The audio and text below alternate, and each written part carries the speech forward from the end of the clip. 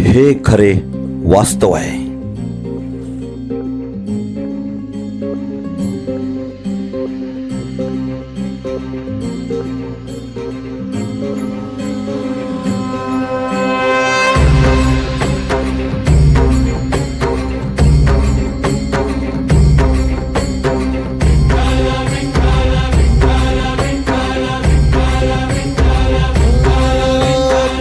आपल्या देशालाच नव्हे तर जगाला सुद्धा आश्चर्य वाटेल की कितीही मोठा नेता असेल किंवा कुठल्याही देशाचा पंतप्रधान असेल तरी त्याच्या सभेला पैसे देऊन माणसं बाया आणल्या जातात.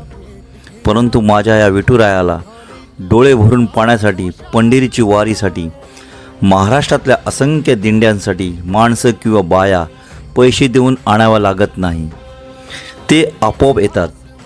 जून जुलै महिना सुरू झाला की लगेच त्यांना पंढरपूरला विठ्ठलाच्या दर्शनासाठी ओढ लागते.